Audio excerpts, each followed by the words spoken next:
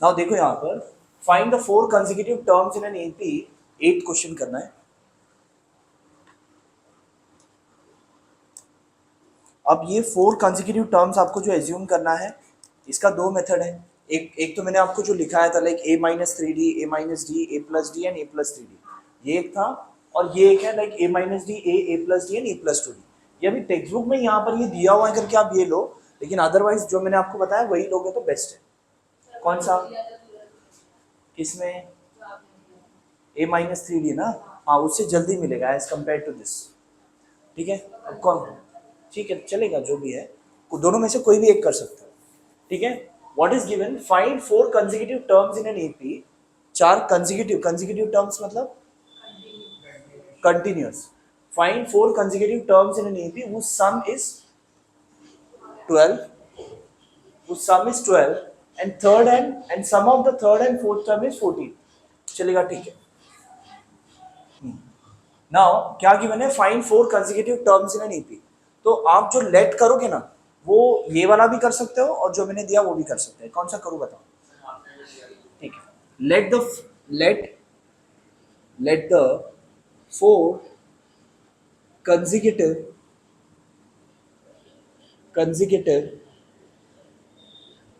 terms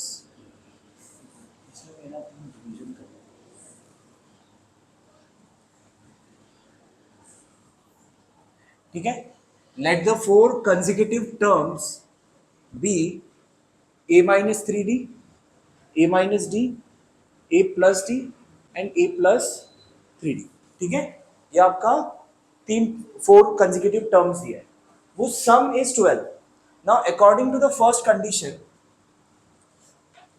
now according to the first condition क्या दिया है? According to the first condition. अब अगर आपका ये जो 4 टर्म्स है, ये टर्म 1, ये टर्म 2, ये टर्म 3, ये टर्म 4, तो क्या आएगा? हाँ सब्यसाची, क्या आएगा बताओ? सम ऑफ देम इज 12, तो क्या आएगा?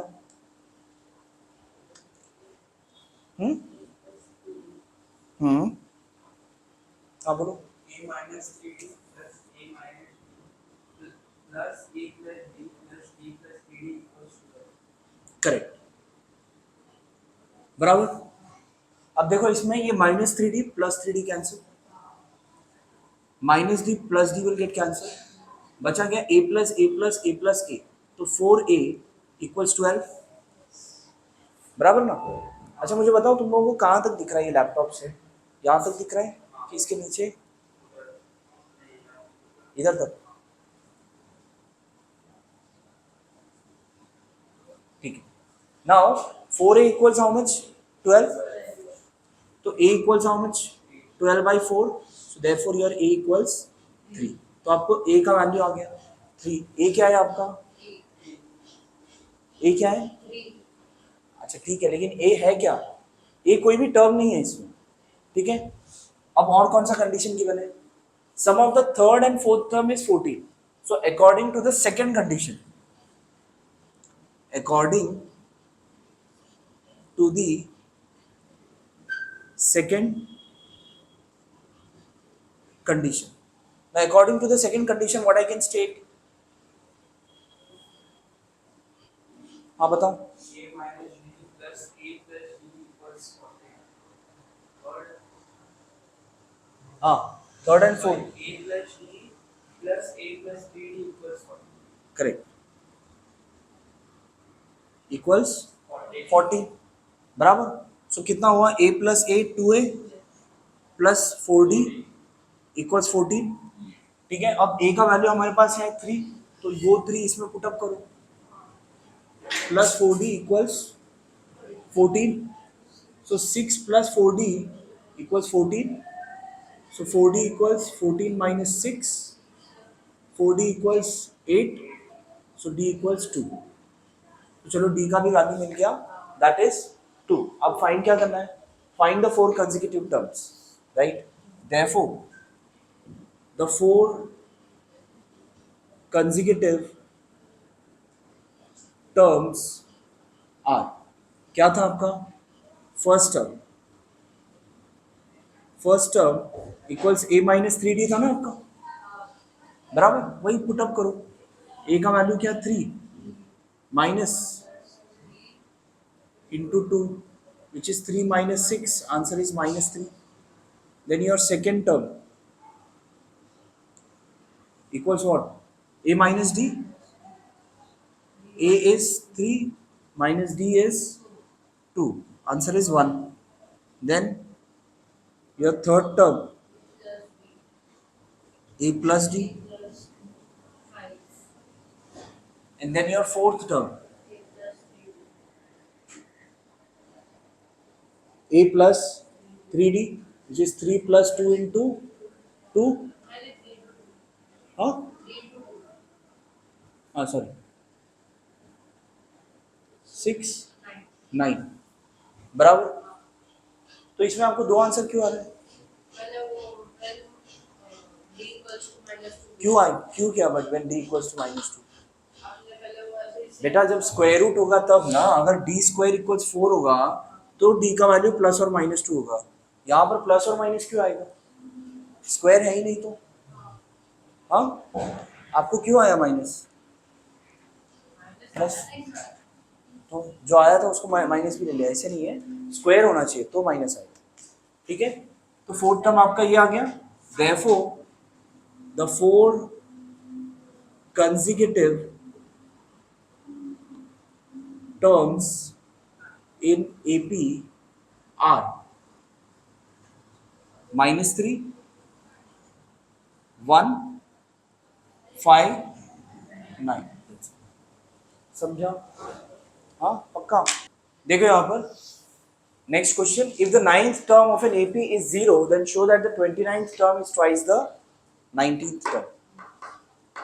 तो इसमें शो दैट है ना बेटा, आंसर क्यों होगा, प्रूव है ना, शो दैट है तो आंसर क्या होगा, शो करना है आपको, ये 29th term is twice the 19th term. आपको गिवन क्या है, if the 9th term of an AP is 0, क्या गिवन है बताओ, क्या गिवन है, हाँ बताओ, आप ही बताओ, तो क्या लिखूंगी यहाँ पर, 9th टर्म 0 है ऐसे लिखेंगे, क्या लिखेंगे, क्या लिखेंगे, सभ्य साची बताओ क्या लिखेंगे,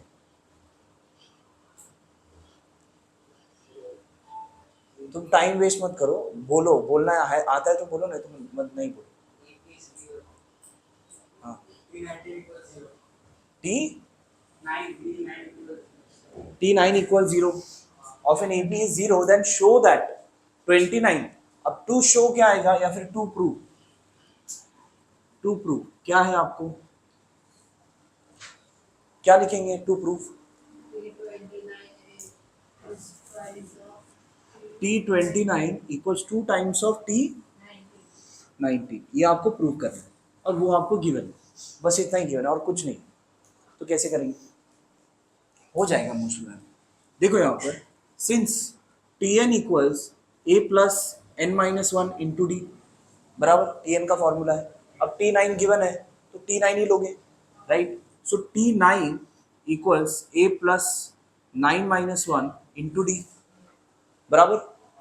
अब T9 का वैल्यू कितना है, 0, सो 0 equals a plus 8d, correct.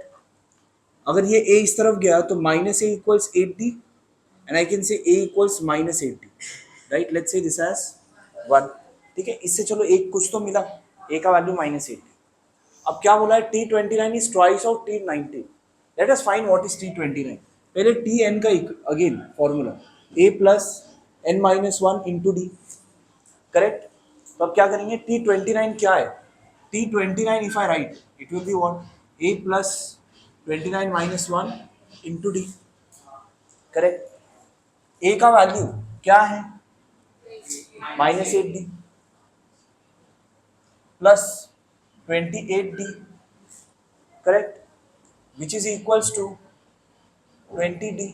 तो आपको T29 मिला कितना, 20, इसको साइड में रखो। अब T19 में निकालो, अगर T19 10d आ गया तो हो गया प्रूफ, यस और no. Tn again a plus n minus 1 into D, बराबर। अब क्या करेंगे, किस में क्या वैल्यू पुटअप करेंगे, T19 equals A plus 19 minus 1 into D, बराबर।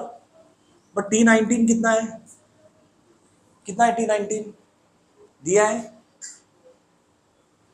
नहीं दिया है, कुछ नहीं दिया है, तो T19 ही लिखेंगे।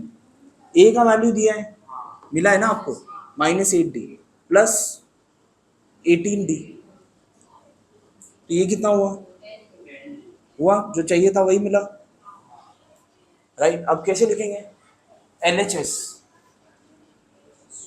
आपको जो प्रूफ था LHS क्या है, T29, T29 कितना है 20D, उसके बाद RHS कितना है 2 into T19 which is 2 into T19 कितना है 10D which is equals to 20D, बराबर। therefore what you will write, therefore your LHS is equals to your RHS, therefore T29 equals 2 times of T19, समझा। Next देखो यहाँ पर, अभी तक हमने क्या किया, एपी वहाँ पर आपको क्या दिया था, टर्म्स वगैरह, ये फर्स्ट टर्म ये सेकंड टर्म, तो 19 टर्म फाइंड करो वो ये वगैरह, ठीक है। अभी आपको क्या है, एप्लीकेशन, एप्लीकेशन मतलब एक लाइक केस आपको दिया जाएगा और उस केस में एपी ही यूज होगा और उसको सॉल्व करना, ठीक है। क्या गिवन है, on 1st Jan 2006 Sanika decided to save ₹10, ₹11 on the second day, ₹12 on the third day. ऐसे हर दिन जो है एक एक रुपया बढ़ाकर वो सेव कर रही है, right. So if she decides to save like this, then on 31st December, 1 जनवरी से शुरू किया, 31st December तक सेम अगर ऐसे ही करते रहिए, हर दिन एक एक रुपये ज्यादा करके सेव कर रही है, तो what would be her total saving, क्या होगा, ये एपी हुआ ना। फर्स्ट डे कितना है 10, दूसरा दिन 11, फिर 12, 13, 14 वगैरह जो भी है, राइट। तो अब मुझे बताओ कि 2016 में कितने डेज होंगे, एक ईयर में कितने डे होते हैं, तो 2016 में कितना होगा,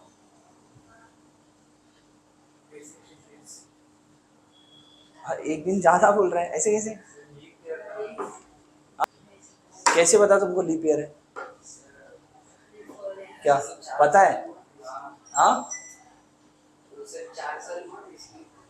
क्या 4 साल हुआ, 4 साल हुआ तो, हाँ हाँ बात तो सही है, पता कैसे चलेगा कौन से 4 साल बाद, हाँ हाँ, तुमको कैसे पता चला कि 2020 लीप ईयर है, फरवरी में 29 था इसीलिए, बस याद रख लिया। अगर मैंने पूछा कि 2050 ये लीप ईयर होगा या नहीं, देखना, हाँ कि क्या करते हैं उंगलियों में, वो तो जनवरी फरवरी के लिए करते हैं। अगर ये नंबर 4 से डिवाइड होगा, ये नंबर अगर 4 से डिवाइड होगा तो लीप ईयर, अगर 4 से नहीं हुआ तो नॉन लीप ईयर। 2016 4 से डिवाइड होगा ना, 4 5 are 20 और 4 4 are 16, हो गया 54 पक्का। 4 into 54 is 2016, is it?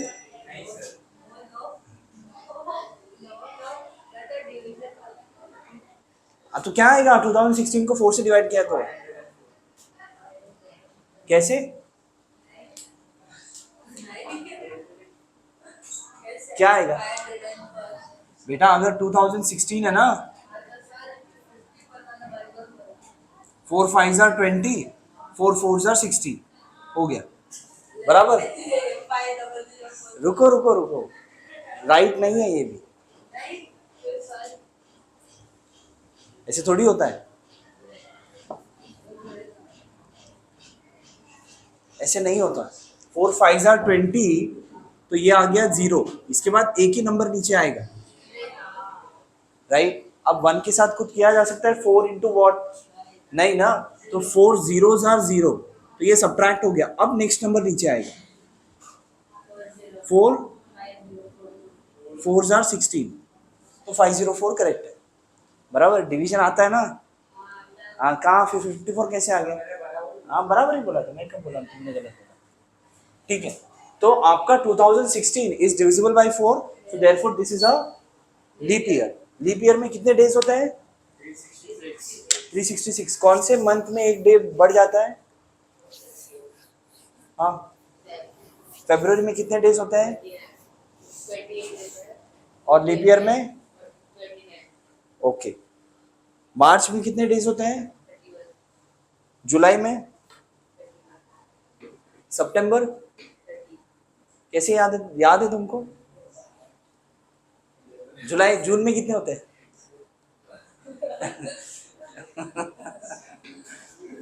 कैसे पता करते हैं कौन से मंथ में कितने डेज हैं? ये इस पे जो टॉप है ना, जहां पर आपका हड्डी जहां पर आया ना, वो 31, और जहां पर अंदर जा रहा है वो क्या है? वो क्या है? 30 है वो। ठीक है, इधर देखो, जनवरी, फरवरी, मार्च, अप्रैल, मई, जून, जुलाई, जो भी ऊपर आ रहा है ना, हड्डी के ऊपर आ रहा है, वो क्या है? 31। जनवरी, फरवरी, मार्च, अप्रैल, मई, जून, जुलाई, अगस्त, सितंबर, अक्टूबर, नवंबर, दिसंबर। समझा? अभी मुझे बताओ जुलाई में कितने डेज आएंगे? 31, अक्टूबर में? 31, सितंबर में? 30, दिसंबर? 31, दिसंबर में 31 आते हैं? 31 दिसंबर बनाते हैं ना? 31 बनाते हैं ना? हाँ। फरवरी में? हाँ 31। क्या नहीं समझ में आया? जनवरी, फरवरी, मार्च, अप्रैल, जो भी खड्डे के अंदर आ रहा है उसके अंदर 30 डेज, जो ऊपर आ रहा है वो 31, लेकिन फरवरी भी खड्डे में आ रहा है लेकिन वो 28 है। सिर्फ फरवरी एक मंथ है जिसका डेज कितना है? 28।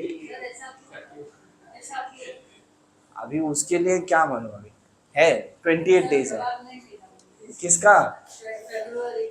पता नहीं, अब होगा उसके पीछे भी कुछ ना कुछ रीजन होगा, साइंटिफिक रीजन है। और ऐसे लीप ईयर में ये एक 4 साल में एक बार एक दिन ज्यादा क्यों? उसका रीजन ये है, जो अर्थ जो जो मारता है ना 365 डेज, हम बोलते हैं कि 365 डेज में कंप्लीट राउंड हो जाता है। 365 डेज में नहीं होता, 365 और 20 मतलब 6 घंटा, 365 डेज प्लस 6 आवर्स। समझ में आया? 365 प्लस 6 आवर्स लगता है एक कंप्लीट रोटेशन करने के लिए। तो वो जो 6 घंटा 4 साल में होगा ना, तो कितना होगा? 6 4 आर 24। इसलिए एक लीप ईयर में एक डे एक्स्ट्रा डाल देते हैं। समझ में आया? पूरा रोटेशन करने के लिए अपना अर्थ एक पूरा कंप्लीट रोटेशन करने के लिए कितना टाइम लगता है?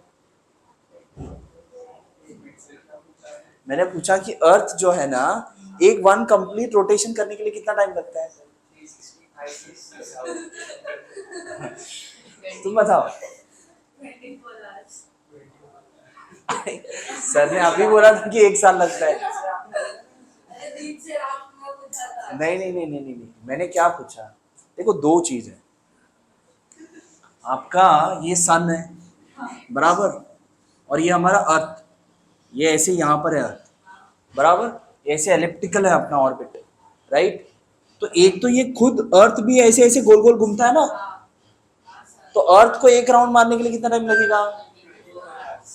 24 आवर्स। और अर्थ को इसके पूरे इसमें one rotation it takes 1 day and 1 revolution it takes days and 6 hours. समझा? दोनों में फर्क है। रोटेशन में 365 डेज नहीं लगते।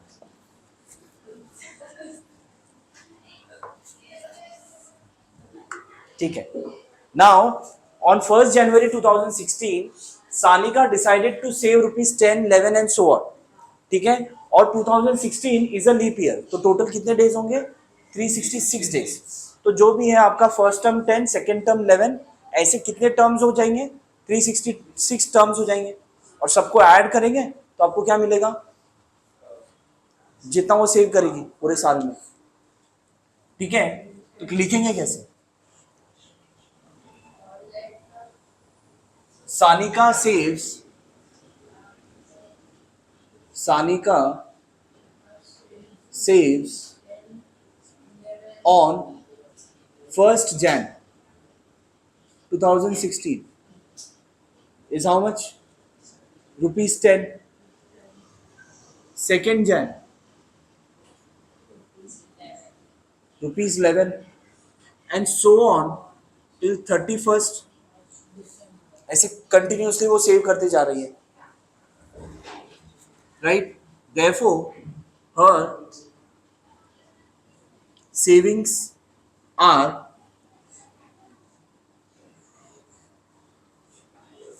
correct 10, 11, 12, 13 and so on. Now year 2016 is a leap year. मुझे कैसे पता लीप ईयर है? How do I know that it is a leap year? क्या इस पे? अरे किसका किधर चिटकाते हो तुम? वो जनवरी फरवरी के लिए बताया था। हाँ नहीं नहीं। हाँ कैसे पता चलेगा लीप ईयर है? How do I know that 2016 is a leap year? अब भी बताया ना। How do I know? हाँ, if the year is divisible by 4 then it is leap year. क्या होता है बोलो? कितने डे होते हैं? Correct. Year 2016 is a leap year, therefore it has 366 days. बराबर? It has 366 days. So therefore Sanika will be saving for 366 days. Yes or no? Right? अब क्या लिखेंगे? Here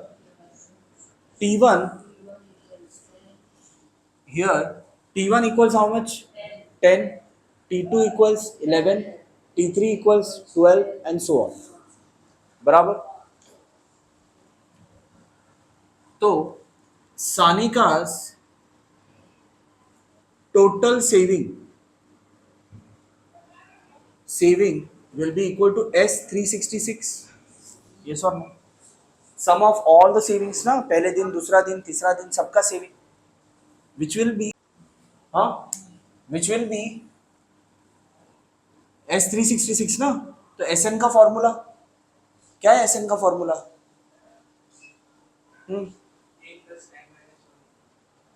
SN का फॉर्मूला AN का नहीं, TN का नहीं, SN।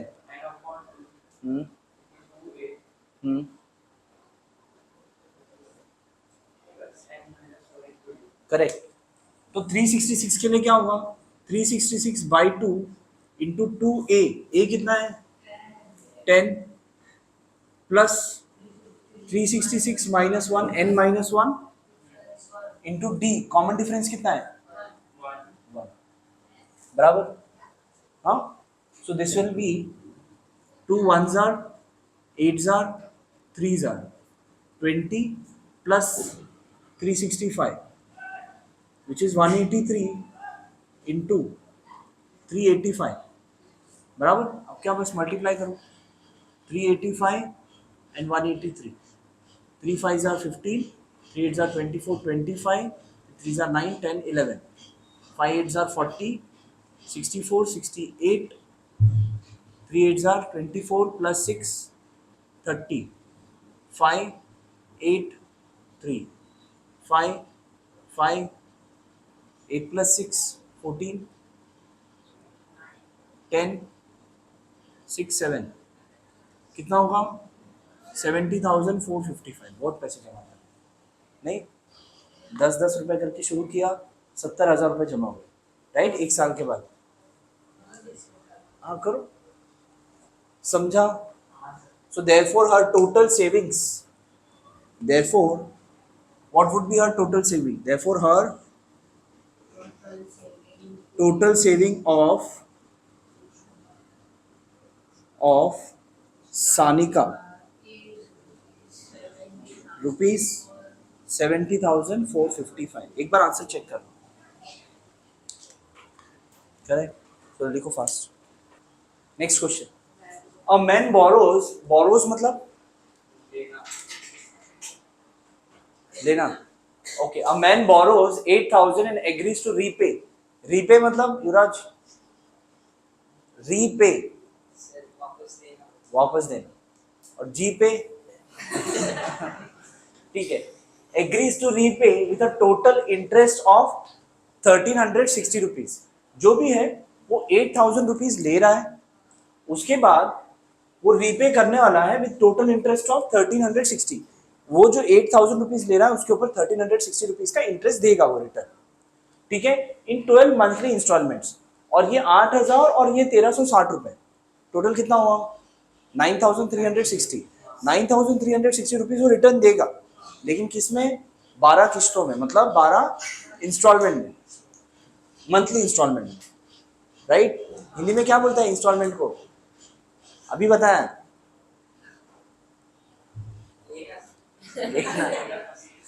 इंस्टॉलमेंट को किस्ते, हाँ, right. Each installment being less than the preceding one by 40।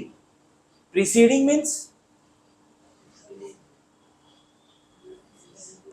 each installment being less than the preceding one।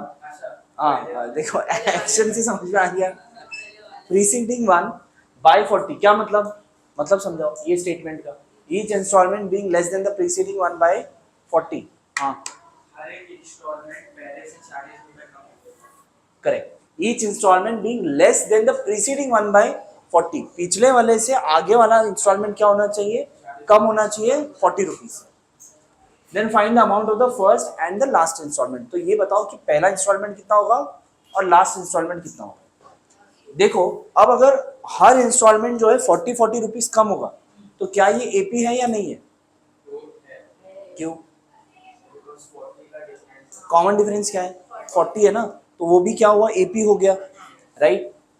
और आपका वो सम ऑफ ऑल टर्म्स कितना होना चाहिए 9,360, यस और नो, बिकॉज टोटल इतना पे करना है, राइट। इसमें फाइंड क्या करना है, first term and last term find कर लिया, तो पहला इंस्टॉलमेंट और लास्ट इंस्टॉलमेंट दोनों मिल जाएंगे, राइट। चलो लेट्स राइट दिस, कैसे लिखेंगे इसको। Okay, a man borrows 8,000 and agrees to repay with total interest of this in 12 monthly installments. So total amount to repay, total amount to repay in 12 installments, right। कितना कितना होगा, total amount to repay in 12 installments will be how much, हाँ 9,360। आप लिखोगे यहाँ पर 8,000 plus 1,360 which is 9,360, बराबर। ये टोटल अमाउंट आपको 12 मंथ्स में रिपे करना है, each installment being less than the preceding one by 40। तो मतलब आपका जो है, सिंस ईच इंस्टॉलमेंट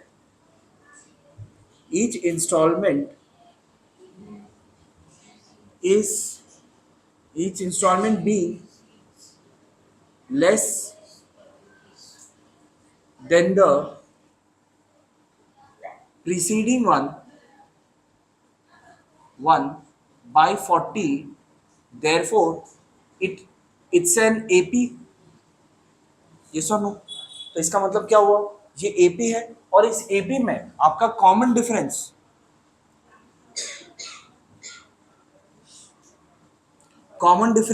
D कितना है, कितना होगा बेटा, कम है ना 40, तो हर अगला टर्म 40 कम है, तो कॉमन डिफरेंस कितना हुआ -40, बराबर ना। अगला टर्म आपका 40 रुपीज कम है ना, तो कॉमन डिफरेंस कितना हुआ -40। Find the amount of the first and the last installment, ठीक है, first and last installment find करना है।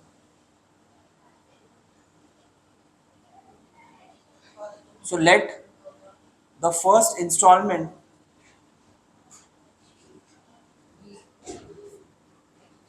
be T1 and last installment be T12. 12 instalment है ना, right? Now, since the sum of all installment is 9360, therefore S12 is equals to 9360. Yes or no? Yes or no? Sum of all 12 terms will be what? 9360. Now Sn का formula क्या है आपका? n upon 2 into 2a plus n minus 1 into d. तो S12 will be equal to 12 upon 2 into 2a.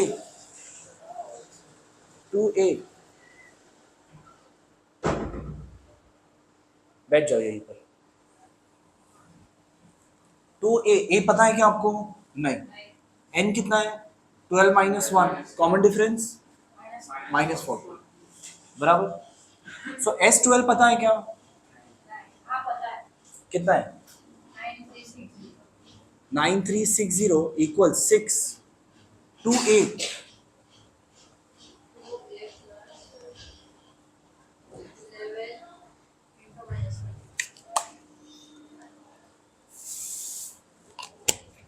Okay, 2a पता नहीं है ना, plus 11 into minus 40. कुछ लोग इसको यहां पर ऐसे कर देंगे, ये ब्रैकेट हटा देंगे और 11 माइनस 40 कर देंगे. Common mistake,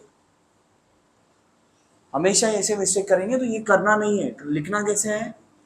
minus 40 in bracket. So 9360 equal 6 into 2a. अब ये कितना होगा? 11 माइनस 40 कितना?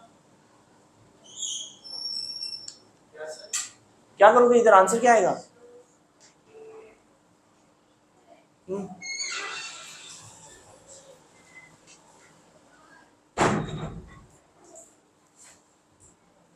हाँ बोलो बोलो.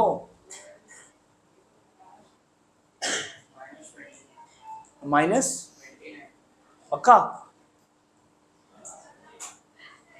ये सॉल्व करोगे तो माइनस 29 आएगा. कितना आएगा? तो क्या आएगा?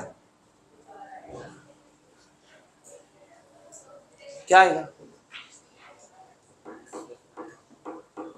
अगर इन लोग ने आंसर दे दिया तो बहुत गड़बड़ हो जाए. हाँ, माइनस, हाँ मल्टीप्लाई होगा. वही नहीं, माइनस 440. ठीक है, 440 बराबर. So therefore 9360 equal 6 into 2a. 12a minus 6 4 are 24, 24 26 0 बराबर. ये सब अब क्या, ये 2640 इस तरफ आएगा.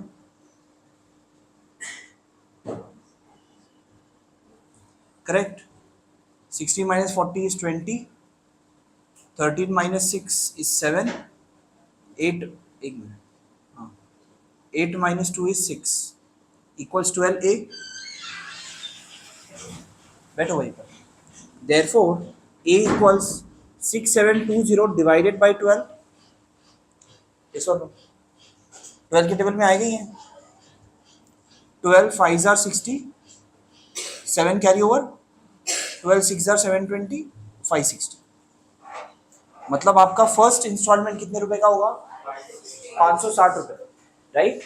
560 रुपए आपका फर्स्ट इंस्टॉलमेंट होगा और उसके आगे 40-40 रुपए कम करते जाएंगे. तो therefore your T1 equals A which is equals to 560, जो कि आपका फर्स्ट इंस्टॉलमेंट हुआ. और आपका जो लास्ट इंस्टॉलमेंट है, यहाँ पर आपको लिखना चाहिए your first installment installment which is equals to T1 which is equals to A equals 560 and your last installment equals your last installment equals what? Your last installment equals what? कैसे आएगा last installment? हाँ 14 क्या? Last instalment 40 रुपए कैसे? क्या आएगा?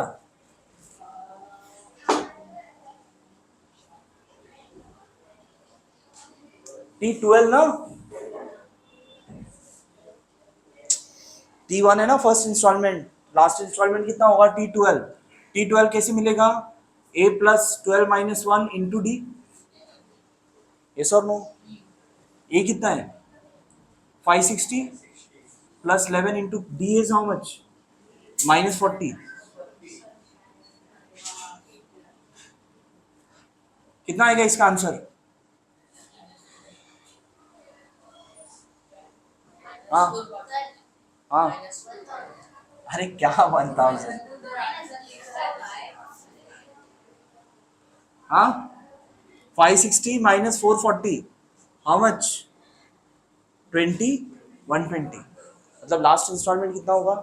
120 रुपये, right? तो समझ लो कि अगर 560 रुपये फर्स्ट इंस्टॉलमेंट, उसका अगला इंस्टॉलमेंट 520, उसका अगला इंस्टॉलमेंट 480, उसके बाद 440, ऐसे कंटिन्यूस पे करते जाएगा तो लास्ट इंस्टॉलमेंट कितना होगा? 120 रुपये. और पूरा 12 मंथ का जो पेमेंट होगा वो कितना होगा? समझा? Write it fast. Last installment हो गया ना, first installment, last installment, that's it. लिखो.